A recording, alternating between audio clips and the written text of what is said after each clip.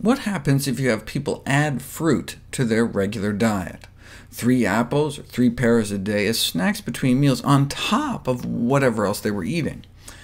Fruit is low in calories, but not zero, so if you add food to people's diet, even healthy foods, won't they gain weight? No, they lost a couple pounds.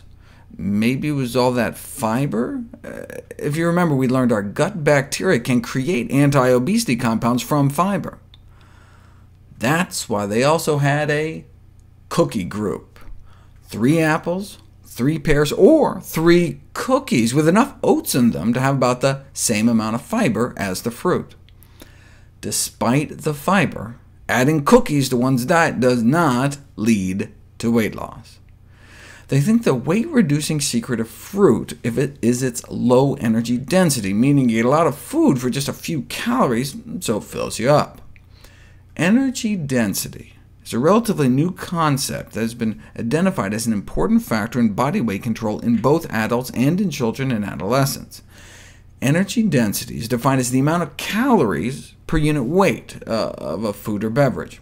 Water, for example, provides a significant amount of weight without adding calories. Fiber, too. Thus, foods high in fiber and water are generally lower in energy density.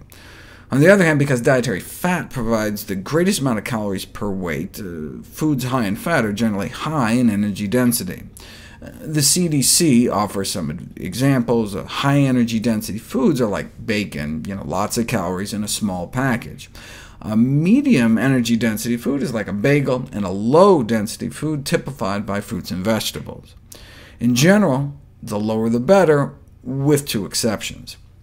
Soda is heavy, so heavy that by energy density it looks less harmful than it is, and nuts have so much fat they appear less healthy than they are. Otherwise, though, the science supports a relationship between energy density and body weight, such that consuming diets lower in energy density may be an effective strategy for weight control. This is because people tend to eat a consistent weight of food, so when there's less calories per pound, calorie intake is reduced. A small drop in energy density can lead to a small drop in weight, and the greater the decrease in energy density, the greater the weight loss. Energy density can be reduced in a variety of ways, such as the addition of fruits and vegetables to recipes, or by lowering the fat or sugar content. And indeed, that's how we evolved, eating predominantly low energy density foods, such as fruits, vegetables, plants, and tubers, starch-filled roots like sweet potatoes.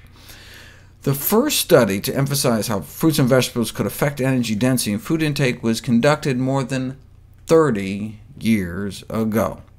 Researchers were able to cut people's caloric intake nearly in half, from 3,000 calories a day down to 1,570, without cutting portions, just by substituting less calorie-dense foods, which means lots of fruits, vegetables, whole grains, and beans, compared to a high-energy density meal with lots of meat and sugar.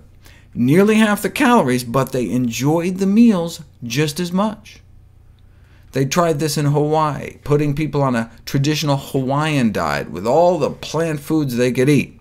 Lost an average of 17 pounds in just 21 days, resulting in better cholesterol, triglycerides, blood sugars, and blood pressure. Caloric intake dropped 40%, but not by eating less food. In fact, they lost 17 pounds in 21 days eating more food, 4 pounds of food. But because plants tend to be so calorically dilute, one can stuff oneself without getting the same kind of weight gain.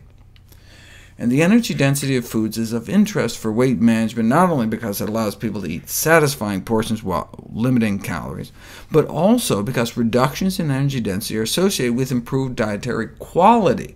For example, lower energy-dense diets associated with lower risk of pancreatic cancer.